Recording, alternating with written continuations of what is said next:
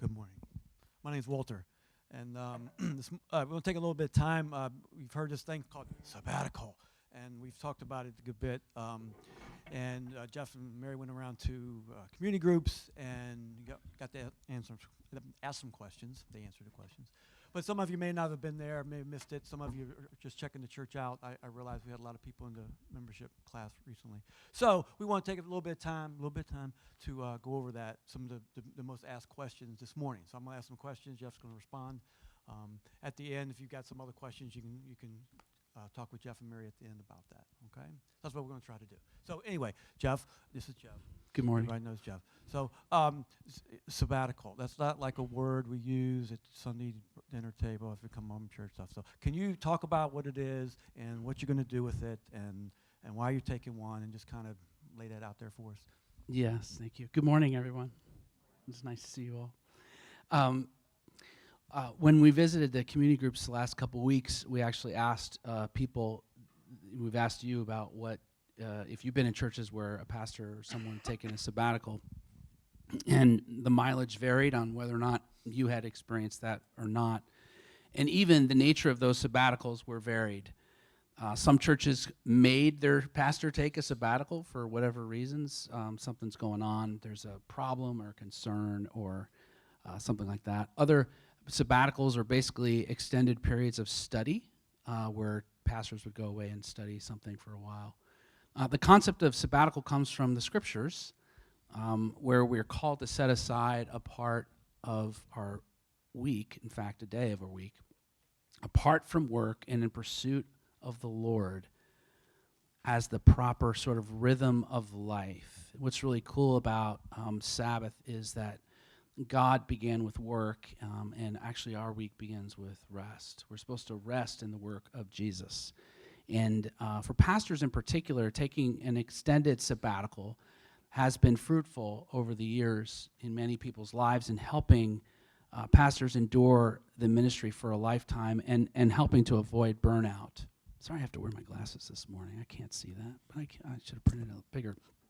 But you may know, and especially during the pandemic, a lot of people left ministry, a lot of pastors, and there's a lot of burnout. And so there's a quote that Mary had read from Dallas Willard, if you're familiar with him. He talked about pastors need to be taken out of circulation for a sufficiently long time to revision and restructure their lives in communion with Jesus and his kingdom. So in our situation, we're not required to take a sabbatical. The elders didn't say go. Last year, I requested that we be permitted to take a sabbatical. We wanted to do it several years ago, but the pandemic, and we sold the building and moved, and that wasn't the right time.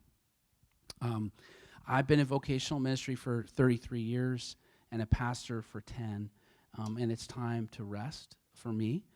And in particular, it's not to address any particular problems, but to maintain and promote health and to avoid potential burnout. Because we all need rest. So my definition of sabbatical, I mean, people have taken sabbaticals, and the way I've defined it here is a guided process where I disengage from normal ministry and leadership involvement to pursue my relationship with the Lord and others and enter into a time of reflection on life and ministry. So that's how I've defined that, sabbatical. Okay. So what are you going to do? What are your goals and what are you looking forward to on sabbatical? Yeah, You're going to do something, right? Okay, so what is it? Yes. I think three broad categories. Spiritual health, number one. And this is the best way I can explain it, is I need to quiet my soul, and I want to learn how to better walk with the Lord without having to produce anything.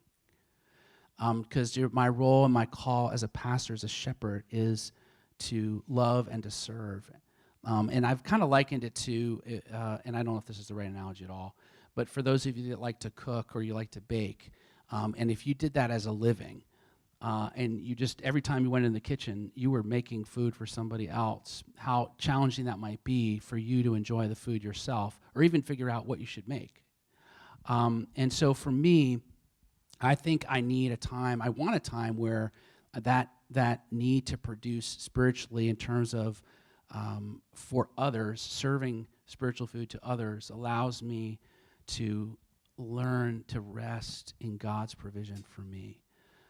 And the only way you can say your identity is not in being a pastor or whatever, right? But the only way you find out where your identity is if those things are taken away. So I really am excited about that, to remember my first love in Jesus. Second thing is physical health.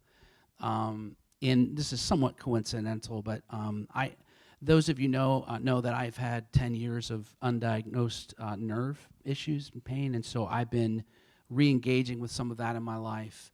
And taking a sabbatical is going to help me just emotionally be able to pursue some of that. Those of you that have had medical issues know it takes a lot out of you. So I've already started that process. And then the third thing is time with family. And again, coincidentally, our daughter, Ellen, is about to give birth to our first grandchild, a son, in March, Lord willing, and would like to spend time with my family. So those are the three goals: spiritual health, physical health, and time with family. Okay. So the idea of being away also means you're not here. So one of the questions that came up is, I understand you're not going to have contact with folks in the church. And why is that, and under what circumstances in the sabbatical? I mean, life happens. How is that going to, can you talk to us about, give us some guidance on all those things? Yeah, and I want to say this is the first time we've taken a sabbatical, so a lot of this stuff has been new to us and trying to figure out in terms of communication. But in general, we will not have any contact at all, because while I love what I do, it is a calling, it's also my job. And so it's my job to minister to other people as a shepherd. And any conversations that I would have with any of you, I'd want to know how you're doing. I would want to engage in your life and find out how things are going. And as soon as I do that, I'm no longer detached. I'm no longer, what was the word he used? I like this word. Taken out of circulation. You know, I'm back in circulation. For those of you that have been on vacation before and you've had that sort of interrupted by an emergency or something like that, it's not just the actual doing, it's the mind, engaging the mind again. And so we've decided we're not going to have, in the first place, that contact in that way. There's a healthy temporary detachment that I think is necessary for me to really engage with the Lord. But there are three things I'd like to add. First, we have a sabbatical prayer support team that we'll start meeting with monthly. And there are 4 people on that team. Eric Fleshhood is a really good friend of mine. He was on staff with Crew with me for many years. Sandy Brubaker in our congregation is on that team as well. And then 2 others, Stuart and Donna Roop, who were longtime members of Rock Creek Church. Stuart was an elder, Donna was a deacon. And the 4 of them are on this support team, and so we'll be connecting with them monthly. And we will be able to communicate through Sandy prayer requests and things that are going on, and she can report to the elder team in terms of how we're doing. So we're not completely detached in that way. Secondly, should someone in our church, member, regular attender, should anyone have a what I would call a life-threatening situation, or if Lord forbid someone passed away, we would re-engage with that person and the family at that time, and some of that would depend upon the timing of that. And I trust the elder team to let me know. They would be the ones, any communication would go through them, and actually Wendell in particular is going to be the one that would reach out if there should be an event that they feel like I should be aware of, and that we would re-engage and then probably go back to, I don't know, it depends on the timing of that. And third, this is, that was a little more morbid, but third, we're planning on making a couple videos to greet you, to let you know that we're still alive, and if one of us should die, we ask that you re-engage with us, by the way. But we want to stay connected in that way, and the staff can figure out how to use them. So if you have any questions about that, please ask Mary or me about that. Okay. So you kind of, I think you alluded to this, but if we feel like we need pastoral support, life has happened to us, and we need help while you're gone, what's the procedures? What do you want us to do with some of the stuff, whether it's death to Anything we feel like we want to reach out to the pastor, can you Yeah. lay it out for us what we need to do? Yes, it's going to be really quick. So you should talk to the elder team. They are the shepherds of this church. If I have a problem, that's who I go to. Okay, so these are the elders. These are the shepherds called by God, by this church, to lead, to teach, to shepherd. And so these are the men that you should reach out to. We also have a Titus 2 team. Please reach out to them as well. You know, if you have needs, it's the spiritual mothers of our church and spiritual fathers. We want to care for you. So those are the people that you should talk to. Those are the people that I would talk to. Okay, I get this next one. I guess was more of a fear than a question. Is that what if you're away from us and all of a sudden you feel like, I guess in spiritual terms, God's calling you away? Right. I mean, that's a question people I've heard have. And from you're the like, Lord. you're away, and you're like, I don't want to deal with them fools anymore. So, Right. okay, can you address that Right. issue? Because it's come up and people are asking. So it's Yeah. you know, talk to us. Yeah. I might be a little bit of a unique bird in this way, and I want to be clear about this. First of all, the purpose of our sabbatical is not to reevaluate our calling in our connection to Rock Creek Church. That's not why we're going on sabbatical. In fact, we're going on sabbatical so I can learn to be refreshed and learn more about walking with Jesus, so I can apply that in my ministry at Rock Creek Church. And I don't view my call to this church as separate. I didn't pick up the phone one day and tell Rock Creek Church, I'm your next pastor. That didn't happen. There was a process. There was a team of people, right? There's a pastoral search team. I met with the elders. There was a congregational vote. Calling is a communal thing. I've never viewed it as an individual thing. I've never understood how pastors say, well, I just feel called to go somewhere else. Well, that means something's going on, right? So can God call us? Yes, but not apart from this body. We weren't called here apart from the body, and we will not be called away apart from this body. So anyway, you know, I think all of us should look to multiply our lives, and I would love one day to replace myself. That, you know, we should all be in that situation where we're called to, you know, to bring others along, but we have no intention of doing that now, and that's not the purpose of our sabbatical. So. And if God were to do whatever he does, that's what he does, right? And so, you know, I don't make guarantees on life. I'm just telling you the best of my ability what my perspective on calling is. So. Okay, dovetail a little bit. Yeah. Obviously, you're not here and you're away. So what kind of changes are going to be happening with the church while you're gone?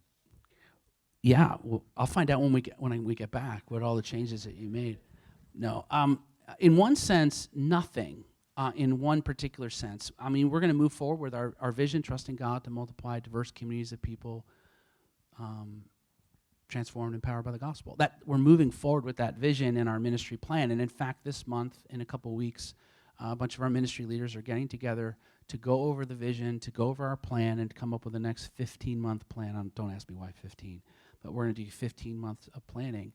And I'll be involved in helping lead that, and you'll be involved in helping execute that. So in one sense, we'll continue to gather on Sunday mornings, and you'll do community groups as always. But in another sense, what's going to be different is seeing new faces up in positions of leadership. Divi's preaching this morning. He's not a new face. He's a fresh face, though. And so obviously Divi, he's our pastoral resident and hired to do the lion's share of preaching while I'm gone and also lead community groups. But there are others of you that have already stepped up and already are involved in helping lead our church. We noticed there are 4 people up leading worship this morning. So we're excited to see God raise up people to do that. So not changes, just differences, I guess. Yeah. Okay. So I think it's the last question here. How can the congregation support you and Mary while y'all are away? What can we do for you? How can we help you? Yeah. Please pray. Please pray for us, and we'll let you know what to pray for. I mean, those things, honestly, that I just mentioned are my biggest prayer requests. I want to remember. I don't know. I've looked back sometimes on. All right, this is a little rabbit trail. Divi, you'll have plenty of time. I've looked back on love letters. Some of you may be old enough to have written like letters to your wife, to your girlfriend, whatever. Okay, I have actual letters. Okay, This is amazing. And I read some of those letters, and I'm like, wow, I really loved Mary. I'm like, wow, the things that you say back then, right? So, and even spiritually, sometimes I go, oh, there's this excitement, right? And I'm excited about the Lord. I love Jesus. I know that he loves me, but I'm really thrilled to be able to spend more time with him. And so pray that he would meet me in those times with him. And pray for a miracle physically for me. There's just a lot of pain that I deal with regularly that's debilitating. So that's really important. If you gather together and pray, when you pray for those things. Pray for Mary and I together as husband and wife as we walk down this road together. And then, just I think stepping up and serving. And if there are opportunities, many of you guys do a great job. Our church is so wonderful in serving. But those of you that have space in your life to go ahead and serve, you'll hear more about opportunities to do that. So I would say those are the biggest things. One last thing, because I know you're gonna close, right? Yeah. Thank you, Walter. I told people this is like when I'm a think first, feel later person. That tends to be more of a male trait. I don't know why, but we think, and then feel later. When we drive away, our last Sunday here before the sabbatical is Easter Sunday.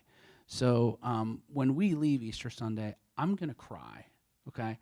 Because I really do love you, and I love this church. And I was sitting here this morning, and I was praying, and what was so cool to me was what I was hearing and what I heard. And some of you miss out on this because you didn't come early, okay? You came late, you missed out. Is all the conversations that people are having in the room, talking to each other, fellowshipping with each other. And it's the same thing at the end of our time, our service, when people are, packing up to go, people hang out, and I love being a part of this body, and I'm going to miss that. But there's some necessary things I think God wants to do so that when we come back, we can rejoice over what God's doing in our lives, each other's lives. So there's time to say goodbye. If we didn't address the question and it's really like, I gotta know, okay, Jeff and Mary are gonna be around. It's not happening till April, so you've got plenty of time to connect with them. Starting next week, we'll have a FAQ question sheet back there that addresses some of these things. So if you're a paper person, you want to read that'll be available starting next week. So anyway, David, come on up and give it to us, buddy.